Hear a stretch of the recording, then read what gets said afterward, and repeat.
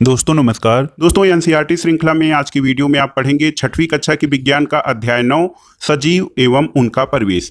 दोस्तों दो बच्चे हैं पहेली और बूझो। वो छुट्टियों के दिनों में अनेक रोमांचक स्थानों की सैर पर गए थे। ऐसे ही एक यात्रा पर वे ऋषिकेश में गंगा नदी देखने गए। उन्होंने हिमालय की हिमाच्छादित पर्वत श्रृंखला के कुछ पर्वतों का पर्वतारोहण किया। यहाँ पर बहुत अधिक ठंड थी। इन पर्वतों पर उन्होंने ओक, चीड़ और देवदार जैसे अनेक वृक्ष देखे जो उनके मैदानी क्षेत्र के वृक्षों से बहुत अधिक भिन्न थे। एक और अभियान में उन्होंने राजस्थान की यात्रा की और ऊंट पर उष्ण मरुस्थल भी घूमे। यहाँ से उन्होंने नागफनी के अनेक प्रकार के पौधे एकत्र किए और अंत में वे पुरी गए। जगन्नाथपुरी उन्होंने समुद्र तट की सैर की और वहाँ कैजुराइना के वृक्ष की कतार देखी। इन स्थानों के भ्रमण के रोमांचक और उल्लासपूर्ण क्षणों का स्मरण करते हुए उन्हें अचानक एक विचार आया। ये सभी स्थान एक दूसरे से बहुत भिन्न थे। कुछ स्थान बहुत ठंडे थे, कुछ बहुत उष्ण और शुष्क थे और कुछ स्थान आर्द्र थे, परंतु उन सभी स्थानों पर अनेक प्रकार के बहुत सारे जीव यानी सजीव वस्तुएं थी। उन्होंने ये जानने की कोशिश की कि क्या पृथ्वी पर कोई ऐसा भी स्थान है जहां पर कोई जीव नहीं पाया जाता।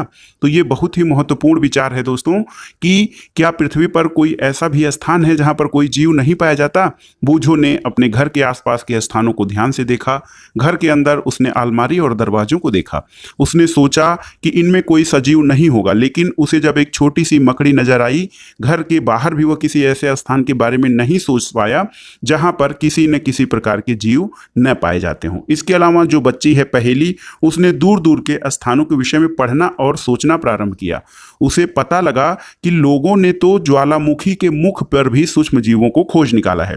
ज्वालामुखी यानी सर्वाधिक तप्त स्थल होता है। ज्वालामुखी के मुख से गर्म लावा और तप्त मैग्मा निकलता रहता है और उसने पढ़ा कि ज्वालामुखी के मुहाने पर भी सूक्ष्म जीवों की खोज की गई है। तो आइए जानते हैं सजीव और उनका परिवेश किस प्रकार से होता है।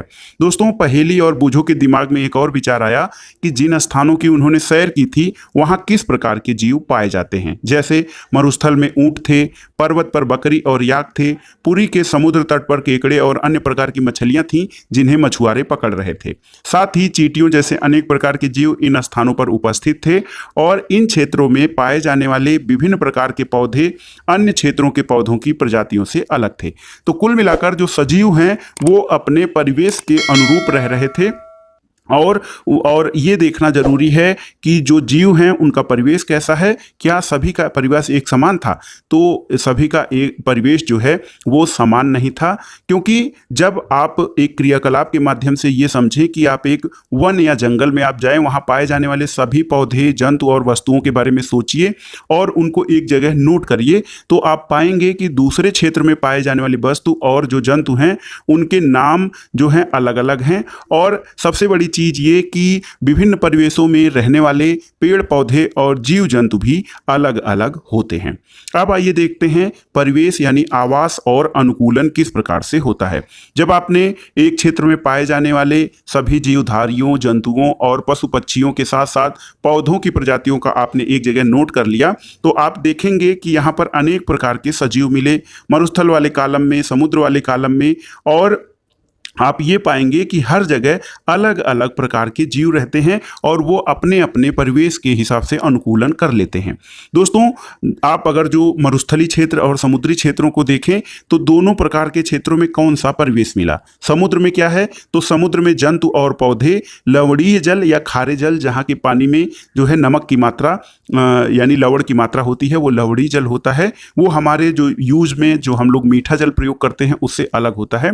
तो इन क्षेत्रों का जो परिवेश है, जो समुद्र में जंतु हैं और पौधे लवणीय जल और खारे पानी में रहते हैं और श्वसन के लिए जल में घुली हुई ऑक्सीजन का उपयोग करते हैं। इसके अलावा मरुस्थल के बारे में जब आप सोचेंगे तो मरुस्थल में जल जो है बहुत कम मात्रा में होता है। मरुस्थल में दिन में बहुत गर्म और रात में बहुत ठंडी होती है और मरुस्थल में पाए जाने वाले पौधे जो हैं वो और जंतु जो हैं भूमि पर रहते हैं और श्वसन के लिए आसपास की वायु का उपयोग करते हैं। तो समुद्री परिवेश और मरुस्थली परिवेश के बारे में आपने जानकारी कर ली। समुद्र और मरुस्थल भिन्न भिन्न प्रकार के परिवेश हैं और हम इन दोनों क्षेत्रों में भिन्न भिन्न प्रकार के जंतु भी देखते हैं और अलग अलग प्रकार के पौधे होते हैं। और इन परिवेशों में अलग अलग प्रकार के जंतु क्यों होते हैं और वो कैसे रहते हैं, इनके बारे में जानना जरूरी है। तो दो भिन्न प्रकार के परिवेश मरुस्थल और समुद्र से दो जंतुओं का आप परीक्षण करिए, ऊंट और मछली। ऊंट रेगिस्तान में रहता है और मछली जो है वो जलीय संरचना या जलीय परिवेश में रहती है।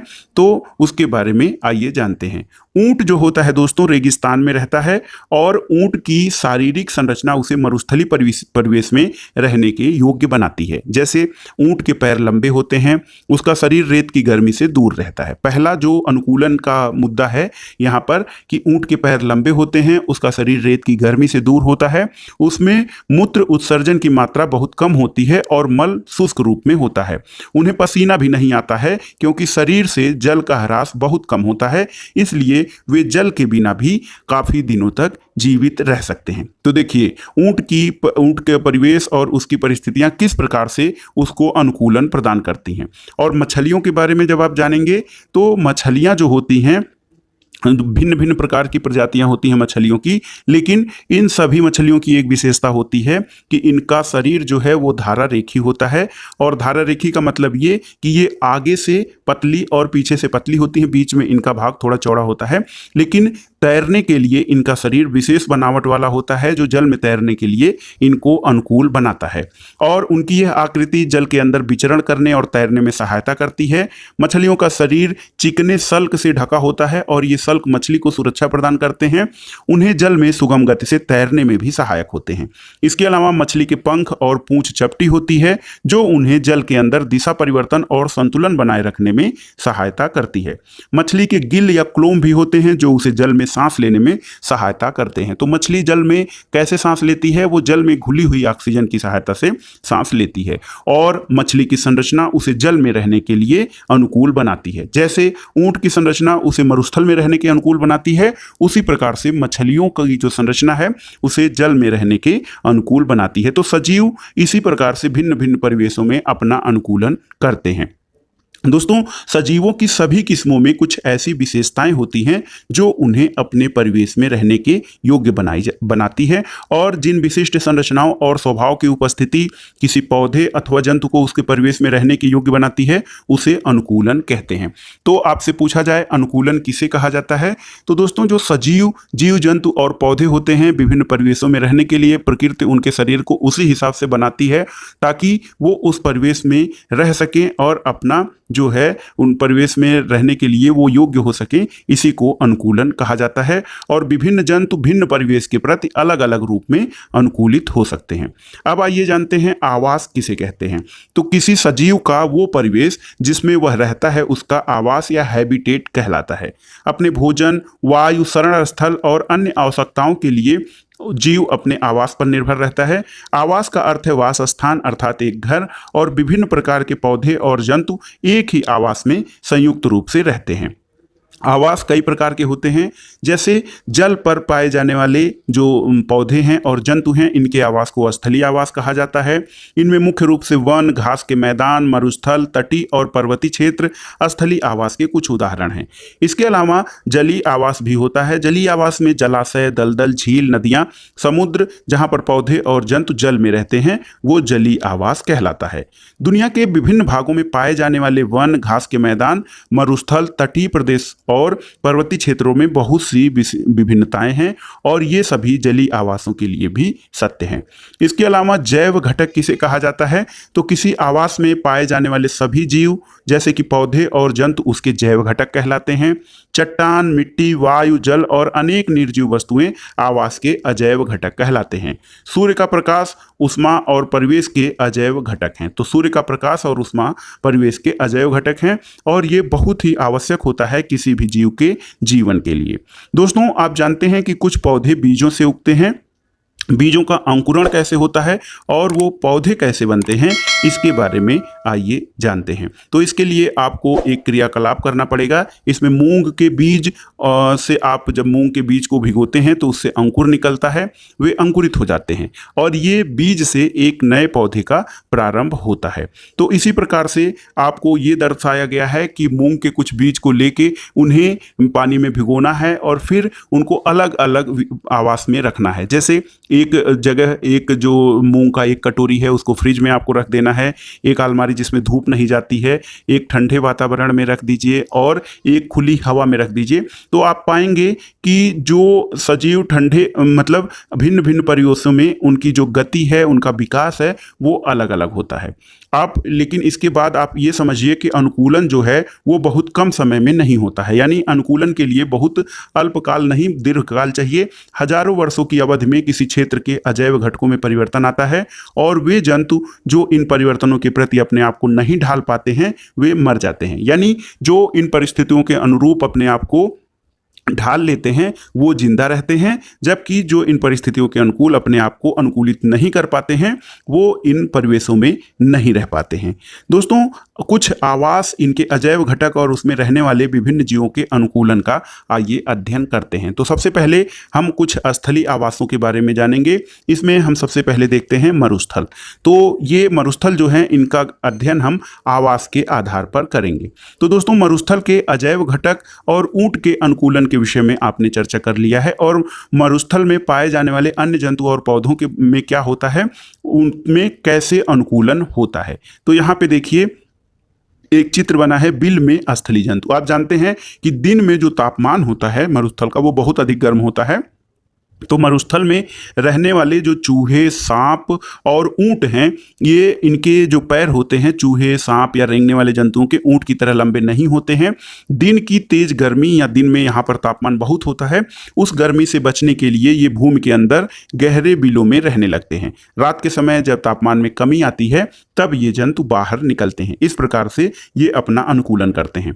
इसके अलावा मरुस्थल में उगने वाले कुछ सामान्य पौधे आप देख सकते हैं, ये नागफनी के पौधे हैं और इसमें पत्तों की कम मात्रा है। तो ये भी अनुकूलन का एक तरीका है। चूंकि इन पौधों को पानी की बहुत कम मात्रा उपलब्ध होती है, इसलिए इनके पत्ते जो होते हैं वो कांटों में या मोटे गुद्देदार फरों में बदल जाते हैं ताकि वाष्पोत्सर्जन बहुत कम मात्रा में हो सके। तो दोस्तों, मरुस्थलीय पौधे वाष्पोत्सर्जन द्वारा जल की बहुत कम मात्रा निष्कासित करते हैं। मरुस्थलीय पौधे जो होते हैं उसमें वाष्पोत्सर्जन तो होता है लेकिन वो जल की बहुत कम मात्रा निष्कासित करते हैं। मरुस्थलीय पौधों में पत्तियां नहीं होती हैं, बहुत छोटी होती हैं, या पौधों की ये जो पत्तियां हैं वो कांटों के रूप में परिवर्तित हो जाती हैं। इन पत्तियों में होने वाले वाष्पोत्सर्जन से जो जल का ह्रास होता है उसमें कमी आती है। नागफनी में पत्ती जैसी जिस संरचना को आप देखते हैं वो वास्तव में इसका तना होता है, पत्ती नहीं होती है। इन पौधों में प्रकाश संश्लेषण तने में होता है। तो एक फैक्ट आपको मिला कि जो नागफनी का आपको हरा वाला भाग दिखता है वो पत्ती नहीं बल्कि तना होता है, और मरुस्थल में जो ये इस प्रकार के पौधे पाए जाते हैं वो पौधों से, पत्तियों से नहीं बल्कि तनों से प्रकाश संश्लेषण की क्रिया होती है। तना एक मोटी मोम की परत से ढका होता है जिससे पौधों को जल संरक्षण में भी सहायता मिलती है। अधिकतर मरुस्थलीय पौधों की जड़ें जल पाने के लिए या जल की तलाश में मिट्टी में बहुत गहराई तक चली जाती हैं। तो मरुस्थल में आपने पौधों का अध्ययन कर लिया कि वे किस प्रकार से अनुकूलन करते हैं। अब देखते हैं पर्वतीय क्षेत्रों में अनुकूलन कैसे होता है। तो पर्वतीय क्षेत्र बहुत अधिक ठंडे होते हैं, इनमें तेज हवा चलती है और कुछ क्षेत्रों में शीतकाल में बर्फ भी गिरती है। पर्वतीय क्षेत्र में जो पौधे होते हैं और जंतु होते हैं इनकी अनेक प्रजातियां पाई जाती हैं। देखिए ये पर्वतीय क्षेत्र के वृक्ष हैं, ये ऊपर की ओर शंक्वाकार रूप में आ जाते हैं। तो यदि आप पर्वतीय क्षेत्र में रहते हैं तो वहाँ घूमने गए हैं, आपने ऐसे वृक्ष देखे होंगे जो मैदानी क्षेत्र में पाए जाने वाले वृक्षों के तुलना में अलग प्रकार के होते हैं। यहाँ देखिए ये हिम तेंदुआ का चित्र है, ये एक याक का चित्र है, और यहाँ पर एक बकरी पर्वतीय आवास के प्रति किस प्रकार से अनुकूलित होते हैं इसको दर्शाया गया है। देखिए सामान्यतः जो वृक्ष होते हैं पर्वतीय क्षेत्रों में ये शंक्वाकार होते हैं, इनकी शाखाएं तिरछी होती हैं और कुछ वृक्षों की पत्तियां सुई के आकार की होती हैं। इनसे वर्षा का जल और जो बर्फ होता है वो सरलता से नीचे की ओर खसक जाता है या सरक जाता है। पर्वतों पर इन वृक्षों से अधिक भिन्न आकृति और आकार वाले वृक्ष भी मिल सकते हैं और पर्वत पर जीवित रहने के लिए अन्य प्रकार का भी अनुकूलन हो सकता है। पर्वतीय क्षेत्र में जो जंतु पाए जाते हैं वहाँ की परिस्थितियों के प्रति अनुकूलित होते हैं। ये अनुकूलन किस प्रकार से होता है उसके बारे में जानते हैं। तो यहाँ पे इनकी त्वचा होती है वो मोटी त्वचा होती है, फर और ठंड से उनका बचाव करती है। शरीर को गर्म रखने के लिए याक का बाल जो है शरीर वो लंबे बालों से ढका होता है। पहाड़ी तेंदुए के शरीर पर फर होता है और यह बर्फ पर चलते समय उसके परों को ठंड से बचाता है। इसके अलावा पहाड़ी बकरी के मजबूत खुर उसे ढालदार चट्टानों पर दौड़ने के लिए अनुकूलित बनाते हैं। और जैसे जैसे आप पर्वतीय क्षेत्रों में ऊपर चढ़े जाते हैं, परिवेश का ये स्वरूप बदलता जाता है और हमें विभिन्न ऊंचाइयों पर पाए जाने वाले जीवों के अनुकूलन में विविधता दिखाई देती है। अब आइए घास स्थलों में क्या किस प्रकार से जीव और विभिन्न प्रकार के पौधे अनुकूलन करते हैं उसके बारे में जानते हैं। जो शेर होता है वो वन अथवा घास स्थल में रहता है और ये एक ऐसा शक्तिशाली जंतु है जो हिरण जैसे जंतुओं का शिकार कर उन्हें मारकर खा जाता है। यह मटमैले हल्के भूरे रंग का होता है। एक शेर और हिरण का चित्र आप देख सकते हैं। दोनों जंतुओं की आंखें और उनके चेहरे पर कैसे स्थित हैं, वे चेहरे के सामने हैं अथवा बगल में हैं। तो देखिए, शेर के अगले पैर में जो नख होते हैं, नाखून होते हैं, लंबे होते हैं, जिन्हें वह पादांगुलियों के अंदर खींचकर छिपा सकता है। शेर की यह संरचना उसके जीवन यापन में सहायता करती है।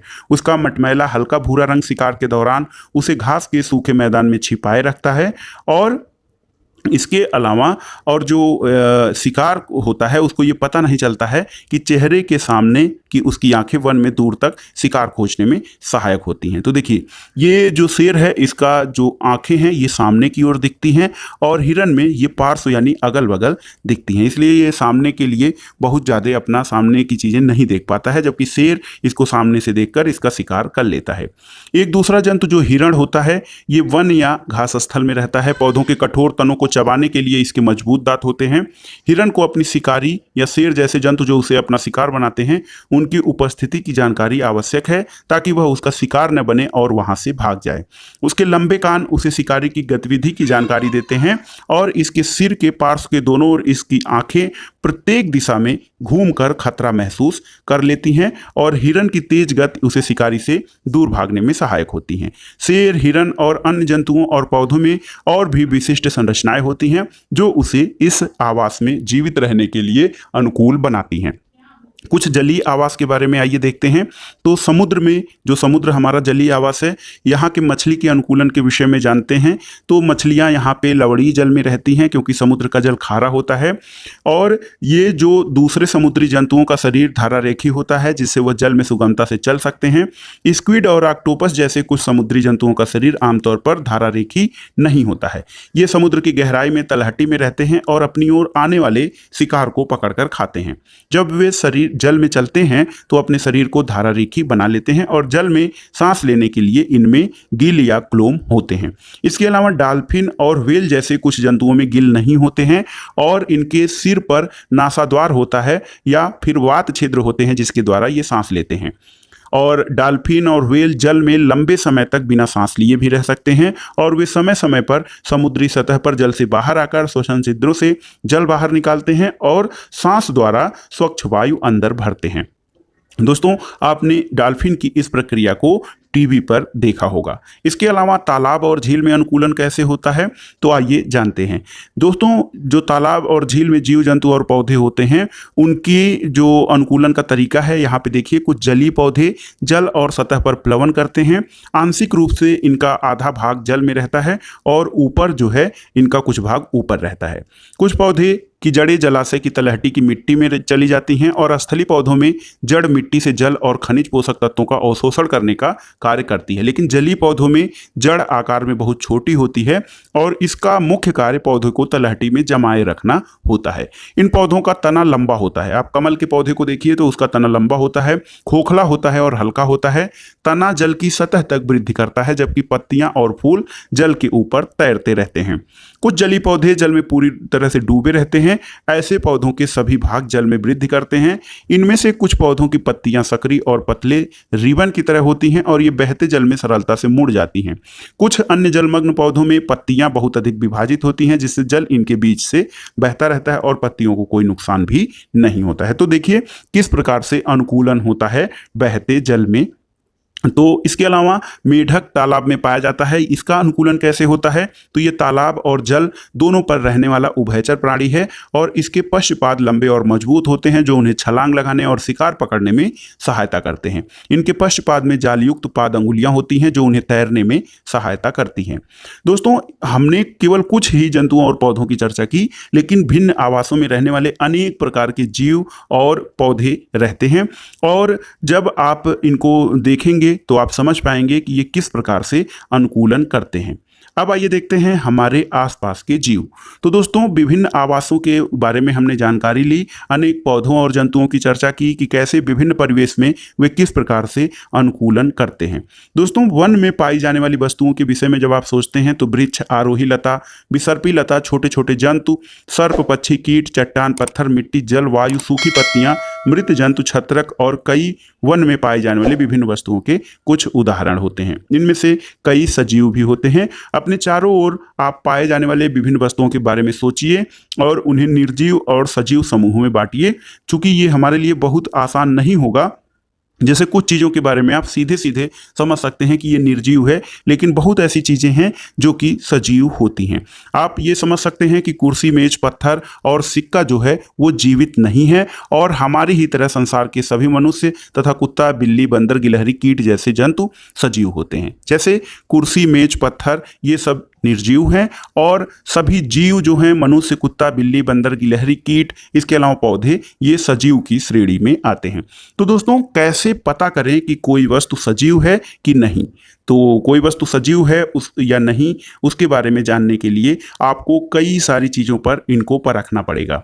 तो दोस्तों, सबसे पहले ये देखते हैं कि सजीव वस्तुओं में जो लक्षण होते हैं उनका पहला है कि क्या सजीवों को भोजन की आवश्यकता होती है। तो दोस्तों, सभी जीवों को भोजन की आवश्यकता होती है और ये सजीव होने का एक महत्वपूर्ण लक्षण है। जैसे आपको ये लगता होगा कि पौधों को भोजन की आवश्यकता नहीं होती है, लेकिन पौधे भी सूर्य के प्रकाश की स्थिति में प्रकाश संश्लेषण द्वारा अपना भोजन बनाते हैं और जंतु भोजन के लिए पौधों और अन्य जंतुओं पर निर्भर होते हैं। भोजन की आवश्यकता सजीवों में ऊर्जा के लिए, वृद्धि के लिए जरूरी होता है और सजीवों को उनके अंदर होने वाले अन्य जैव प्रक्रियाओं के लिए भी ऊर्जा की आवश्यकता होती है।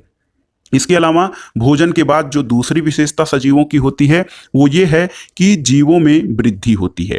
तो दोस्तों, जीव जो होते हैं वो वृद्धि होती है। हम अपने वृद्धि या अपने बढ़ने का अनुमान लगा सकते हैं, क्योंकि जो हमारे पुराने कपड़े हैं वो छोटे इसलिए हो गए हैं कि हम लंबे या बड़े हो गए हैं। जंतुओं के बच्चे भी वृद्ध कर वयस्क हो जाते हैं और कुत्ते के पिल्ले वयस्क हो जाते हैं और एक अंडे से एक निकलने वाला चूजा भी बड़ा होकर मुर्गी अथवा मुर्गे में बदल जाता है। देखिए किस प्रकार से एक बच्चा बड़ा होता है। यहाँ पे एक छोटा शिशु है, ये पैदा हुआ, बैठना सीखा, चलना सीखा, खड़ा हुआ, उसके बाद ये बड़े और वयस्क में हो जाता है। तो वृद्धि दूसरा कारण है कि आप किसी को पहचान सकते हैं कि ये सजीव है। इसके अलावा दोस्तों, कुछ बहुत छोटे और नवजात चीज़ें होती हैं जिनकी वृद्धि का आकलन नहीं कर सकते हैं, लेकिन आप कुछ समय के बाद उनको देखेंगे तो आप ये समझ सकते हैं कि इनमें वृद्धि हो रही है। इसके अलावा तीसरा पॉइंट है सजीव होने का कि सभी सजीव श्वसन करते हैं। तो दोस्तों, हम श्वसन के बिना जीवित नहीं रह सकते हैं।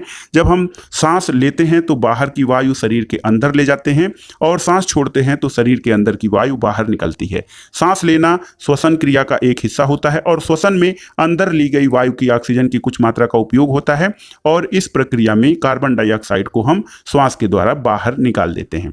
जैसे गाय, भैंस, कुत्ता और बिल्ली, कुछ जंतुओं में श्वसन क्रिया मनुष्यों की तरह होती है और इनमें से किसी भी जंतु का विश्राम की अवस्था में आप देखेंगे और उसके पेट को देखेंगे तो ये धीमी गति से सांस लेने की क्रिया को दर्शाता है। तो दोस्तों, भोजन जैसे सभी जीवों के लिए आवश्यक है, उसी प्रकार श्वसन भी सभी सजीवों के लिए आवश्यक है। जो भोजन हम ग्रहण करते हैं वो श्वसन के द्वारा ही हमारे शरीर को ऊर्जा पहुंचाता है।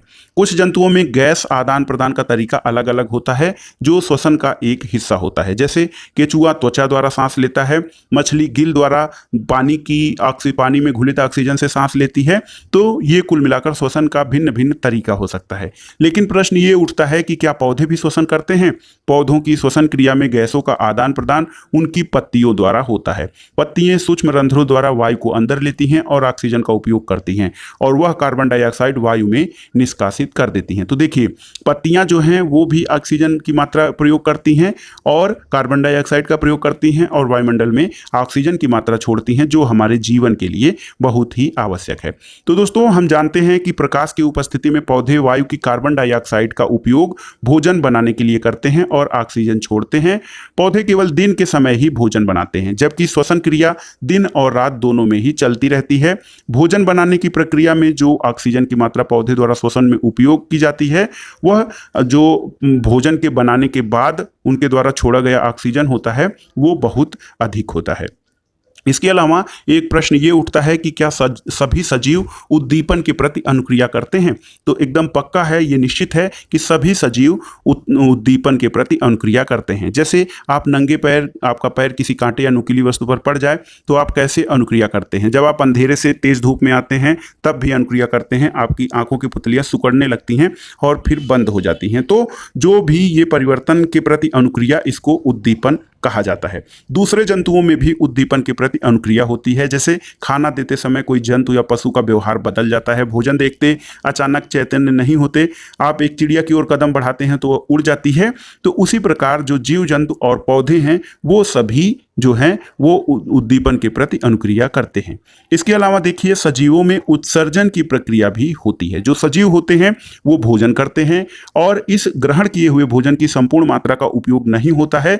आहार का केवल कुछ ही भाग शरीर के द्वारा उपयोग किया जाता है और भोजन के बचे हुए शेष भाग का उत्सर्जन सजीव करते हैं। तो दोस्तों, विभिन्न प्रकार की जैव प्रक्रियाओं के द्वारा हमारे शरीर में कुछ बेकार या अपशिष्ट पदार्थ होते हैं, ये उत्पन्न करते हैं और सजीवों द्वारा इन अपशिष्ट पदार्थों का निष्कासन जो होता है उसको ही उत्सर्जन कहा जाता है। पौधे उत्सर्जन करते हैं, तो दोस्तों पौधे भी उत्सर्जन करते हैं। उनमें इस प्रक्रम का ढंग कुछ अलग होता है। पौधे में हानिकारक और विषैले पदार्थ जो उत्पन्न होते हैं, ये अपशिष्ट पदार्थ यानी पौधे के कुछ विशेष भागों में संग्रहित कर लिए जाते हैं, जिससे पौधों को कोई हानि नहीं पहुंचती है।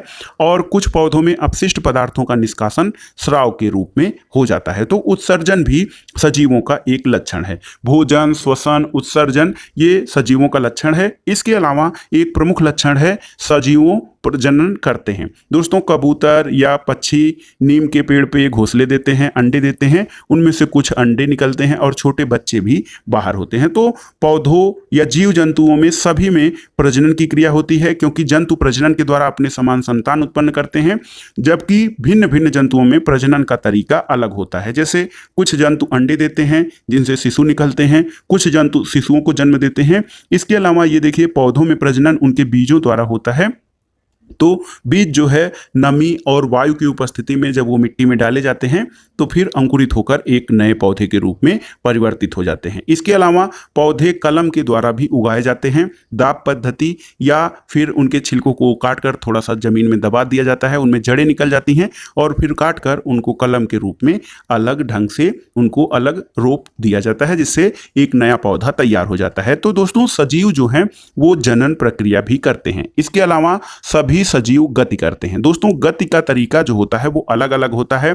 कुछ एक स्थान से दूसरे स्थान तक जाते हैं। इसके अलावा शरीर में कुछ अन्य प्रकार की गतियां भी दिखाई देती हैं। तो पौधों के विषय में क्या वे भी गति करते हैं?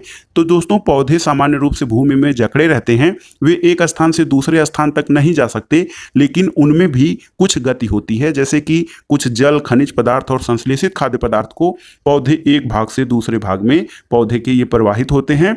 और जैसे जो गति है पौधों का खिलना, पुष्पों का खिलना या बंद होना, ये सभी पौधों में गति के लक्षणों को दिखाता है। तो दोस्तों, प्रकृति में विविध प्रकार के जीव हैं। उन जीवों में कुछ लक्षण एक समान होते हैं, जिनकी हम चर्चा किए हैं। मृत्यु सजीवों के लिए एक सामान्य लक्षण है। चूंकि जीव की मृत्यु होती है, इसलिए जीवों की प्रजातियां हजारों वर्षों तक तभी अस्तित्व में रह सकती हैं जब वे प्रजनन करके अपने समान संतान उत्पन्न करें। एक अकेला जीव प्रजनन किए भी मर सकता है, परंतु सजीव की प्रजाति तभी अस्तित्व में रहती है है जब उसके सदस्यों में प्रजनन होता रहता है। तो प्रजनन जो है बहुत ही आवश्यक होता है सजीवों की आगे बढ़ने या उनके वंशानुगत के लिए। दोस्तों, पौधों के अलावा कुछ निर्जीव वस्तुएं भी होती हैं, इनमें कुछ लक्षण दिखाई देते हैं। कार, साइकिल, घड़ी और नदी का जल भी गति करता है, आकाश में चंद्रमा भी गति करता है, बादलों का आकार भी बदलता है, लेकिन इन वस्तुओं को सजीव नहीं कहा जा सकता है। सामान्यतः सजीवों में वो सभी लक्षण पाए जाते हैं जैसे भोजन बनाना, श्वसन क्रिया करना, उत्सर्जन करना, उद्दीपन के प्रति अनुक्रिया और इसके अलावा प्रजनन, ये सभी सजीवों में होता है। सजीवों में जो लक्षणों की चर्चा हमने की वो कभी कभी एक साथ नहीं दिखाई देते हैं, लेकिन इनमें से कुछ लक्षण दिखाई देते हैं।